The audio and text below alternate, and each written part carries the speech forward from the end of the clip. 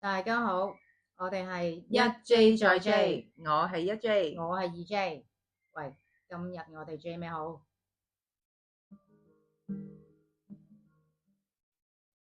Hello，大大家家好。好。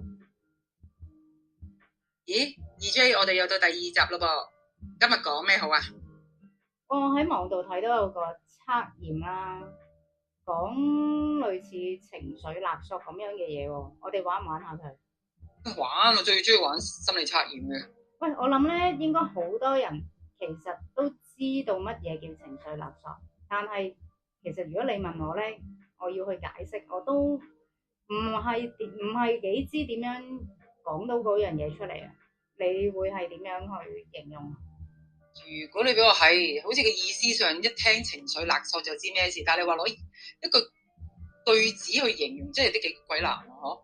係啊，你咁可唔可以會點啊？話係喺一段關係當中，對方用情緒嘅言語去控制你，嘗試去控制你，逼你照佢嘅意思去做咧？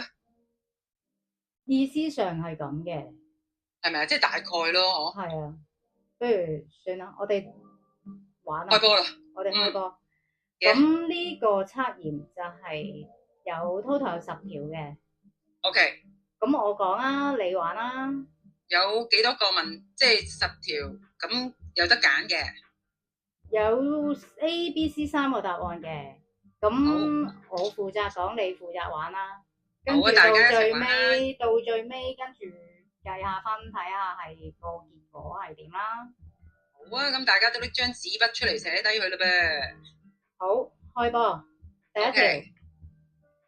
當你拒絕對方嘅要求嘅時候，佢嘅反應會係點樣？A，佢會好尊重你嘅選擇，話唔緊要啦，下次再諗。B，佢會黑晒面，唔講嘢，或者講句算啦，當我冇講過。C，佢發爛渣啦，或者即刻拎翻以前你做錯過嘅嘢出嚟講，即係同你翻舊賬咁解。咁 A、B、C，你會係點揀？我梗係揀 A 啦，我嗰個好尊重我選擇，但係咧，如果佢即係就揀 B 咯，因為我一定會黑面咯。喂，你都知喎， OK。原來你都清楚自己嘅喎，都幾了解自己喎。梗得，係。第二條，你平時做決定嘅時候，有幾多係因為驚佢唔開心而做嘅？A，完全唔會，你係按自己嘅意願決定嘅。B，間唔中啦，費事嘈交。C，好多時都係，成日都要就佢嘅，唔係嘅話就一定會嘈交。你唔答我都估到你係乜啦。我係 A 多嘅，但係 B 咧有時真係都會做下嘅。咁啊直覺啦。 ，A 啦，揀最多嗰個啊嘛，係咪啊？即係平常最多嗰個就 A 嘅。好，第三條 OK。啦。對方係咪會成日講，如果係你，你就會乜乜乜，或者你愛我就應該乜乜乜？A，唔會，你哋溝通好直接嘅。B，間中會，聽完你會有少少內疚嘅。C，成日都會，呢啲係佢嘅口頭禪，聽得多真係會覺得自己好似好差咁樣嘅。咁啊 A 喎，唔會講埋呢啲咁嘅嘢喎，我哋。好明顯啦，我知。好，第四條，每次嘈完交之後，係邊個負責認錯或者氹翻對方嘅呢？ A，大家有商有量，邊個錯邊個認。B，通常都係你，因為費事煩，講咗對唔住就算啦。C，係一定係你嘅，就算錯嘅係佢，佢都可以扭轉局面，變咗係你唔啱嗰個。我又要講 A 喎，會唔會好似好咩咁咧？因為真係有商有量喎。但係如果俾佢嘅話，佢都係揀 B 嘅，因為通常都係佢講對唔住噶嘛，費事你而家係咪塞住你把其實口。你而家係咪其實乘機係俾説話佢聽㗎？但都唔係嘅，唔係啦。好，第五條，我講事實出嚟啫。好，我揀咗啦。第五條，你有幾多私人嘅時間係可以完全唔使理對方嘅？A 相當多，我有自己嘅社交同埋空間。B 雖然有，但係間唔中會覺得對方好似監視緊你咁。C 幾乎係冇嘅。如果你同朋友出街，佢會轟炸式 WhatsApp 啊，或者打電話啊、剩啊嗰啲咁樣啦，喺度騷擾你啦，咁覺得你唔理佢咁樣嘅，咁我都知你係咩答案啦。A 啦，完全超級多 me time 我。第六條，當對方唔開心，你個心會唔會覺得係自己令到佢咁嘅咧？A 唔會，你知道每個人係要為自己嘅情緒負責嘅。B 你會有啲壓力，會諗係咪自己做得唔好。C 你會覺得係嘅，係你有責任要令佢開心，佢唔開心，你就會好大鑊。呢題對方唔開心，咁講真，真係睇下咩嘅喎。如果佢工作唔開心，我覺得答 A 啦，係咪？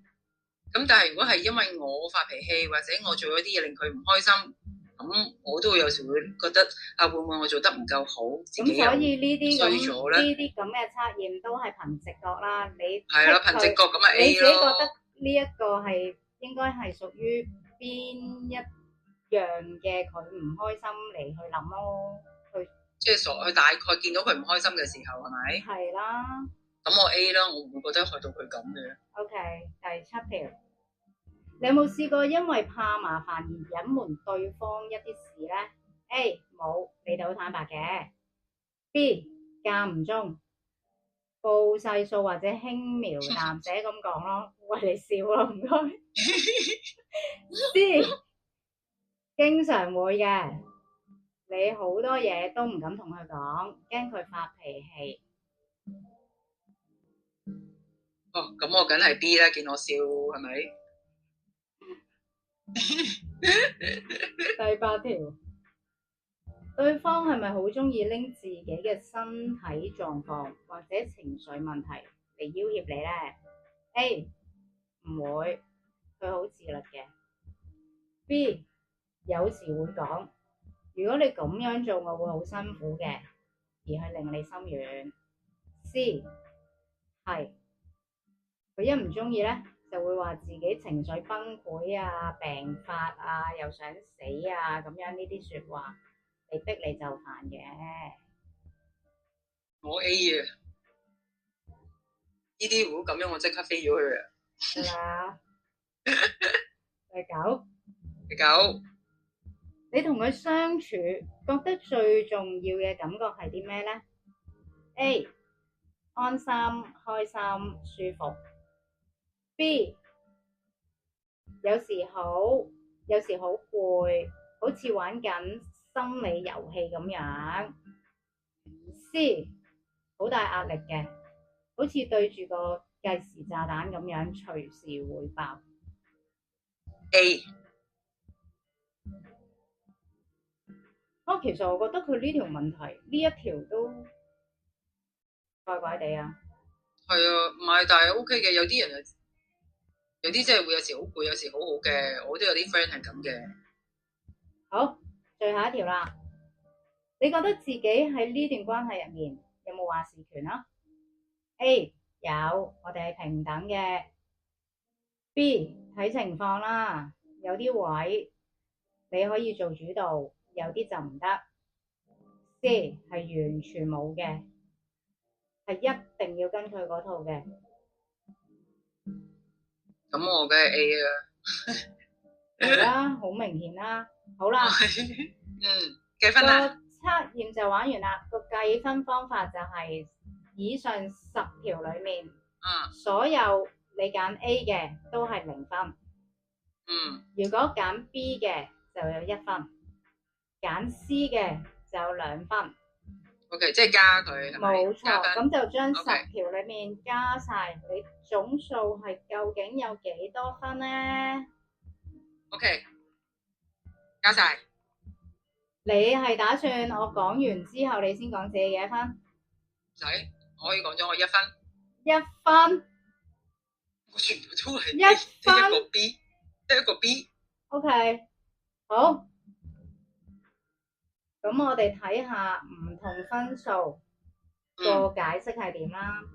咁0至6分呢，咁其實佢個意思係話你哋嘅關係都相當之成熟嘅，大家係有足夠嘅尊重同埋界線，咁大家好識得尊重對方嘅感受，咁繼續 keep 住呢一種溝通模式，咁就係最好噶啦。你梗係咁啊，常識，梗係啦，都咁多年我哋都成熟噶啦，所以繼續，跟住就係7至14分啦。OK，咁呢一個分數嘅話咧，佢就係話對方間唔中咧都會用咗情緒嚟控制下你啦。咁你漸漸可能變咗會用妥協嚟避開咗麻煩啦，即係唔想嘈啊咁樣啦。咁就冇話你咩唔好啊定唔好啊，應唔應該咁做嘅。但係自己可能都要睇返，會唔會有時都睇下係跟下自己嘅諗法去做。即係可能佢個意思唔想，即係驚你會唔會就得太多啊，定點樣咯？即係不自覺地自己已經好似俾人哋唔好話洗腦嘅，即係好似當咗一個習慣咁樣啊，係咪啊？其實唔好慣咯，有時啲嘢。係咯。OK。好，跟住15至20分。咁佢呢一個咧就係已經講話你嘅生活啦、情緒啦，大部分時間咧都係處於一個被對方情緒勒索嘅一個情況嘅。咁佢就話你就要自己真係去諗諗你哋之間呢一個關係，咁會唔會係對方將你變咗做一個情緒垃圾桶咁樣咧？咁我諗佢個意思其實係想你多啲考慮一下自己，真實你係即 care 下自己個意願咯，即係唔係一定係睇對方頭嘅嗰啲嘢，所有嘢都即係唔好難為自己係咪？我覺得都係咁咯。咁好啦，咁玩就玩完啦。你自己玩完之後，其實你係應該有冇啲咩總結？你會其實呢個玩呢個心理嘅叫做心理測驗啦，係咪？即係可以嗱，我又要講翻先呢一，即係我又要講翻先，我要講翻先呢一個 test。咁係即係大家當玩下 Q 下 time 啦，咁就唔係真係一個專業嘅心理評估嘢嚟嘅，大家做個 reference 咯，即係純粹玩完計下分，大約原來自己係喺個 range 嘅，咁冇話係啱定唔啱，定係哇咁樣會幾多分又好大鑊啊，定點冇呢啲咁樣嘢嘅，即係真係玩下咁解啫。即係其實呢個情緒勒索係可以男女朋友啦，係咪啊？屋企人啦，或者朋友都會咁樣做喎，有時咯。咁我頭先就將呢個遊戲代入咗落我同我男朋友嘅，咁可能咧將佢調翻轉咧，我同我屋企人或者同朋友又可能另外一個答案嚟噶咯噃。咁當然啦，係咪啊？即係其實呢個遊戲可以同幾邊自己同幾邊朋友，即係幾邊嘅唔同關係玩都得噶喎，真係哦。可能你玩完自己男朋友，跟住玩下阿媽，阿媽啦，睇下係點樣啦，咁樣咯。咁我都認同你嘅嗰陣分數，即係好似讀書不是求分數一樣，係咪啊？分數高低又冇話啱定錯，最緊要我成日覺得一段關係，無論係同屋企人啦、情人又好，朋友都好，最緊要舒服同開心咯。咁即係如果你話呢樣我俾佢係啦情緒勒索，係啊，佢係勒索緊我，但係其實我覺得好 OK 啊，我覺得我冇乜嘢，咁咪冇乜嘢咯。我覺得即係睇自己意願同開心咯。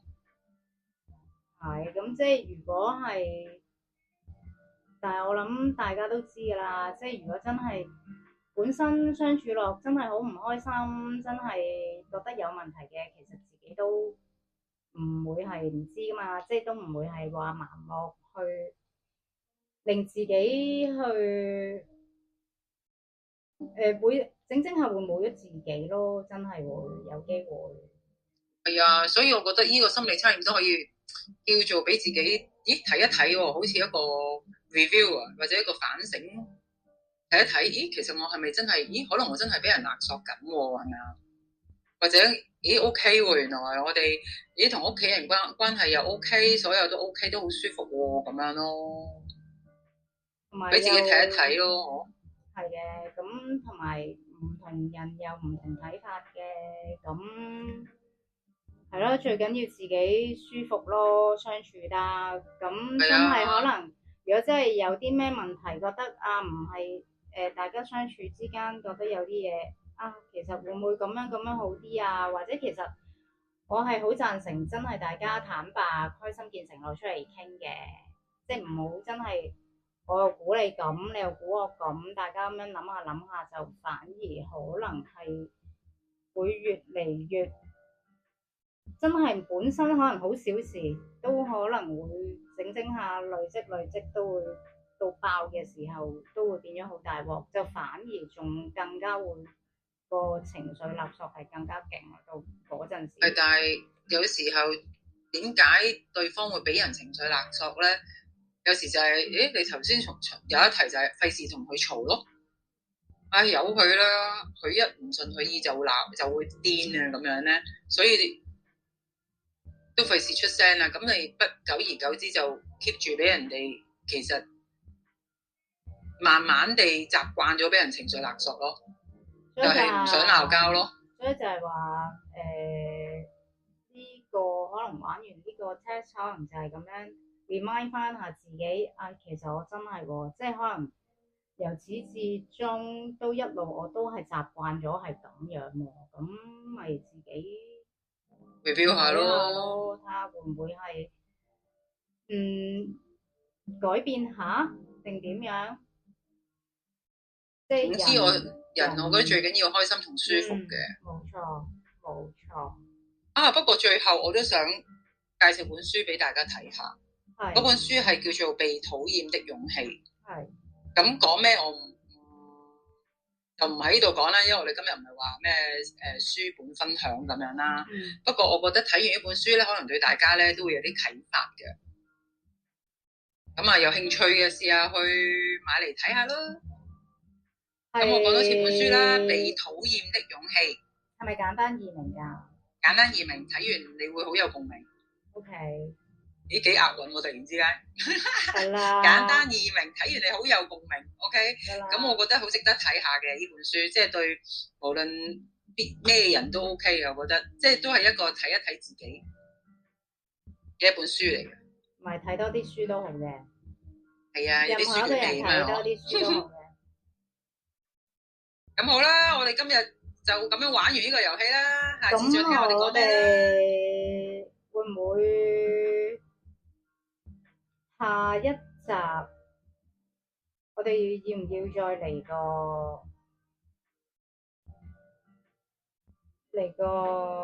詳細少少，再拆解下呢樣嘢？你覺得？拆解下，或者講下啲 case 咯，睇下會唔會有啲 case 啊，或者啲咩一齊分享下咯。係啦。咁呢個題目，我覺得都好好嘅，俾大家一齊研究下，一齊討論下。如果大家有啲咩意見啊，或者你有啲咩經歷啊，都可以同我哋一齊分享下噶。係啊，可以留言俾我哋噶喎。係啊，咁記得留言話俾我哋聽下。好啦，咁今集我哋就咁樣先。OK，下次再，拜拜。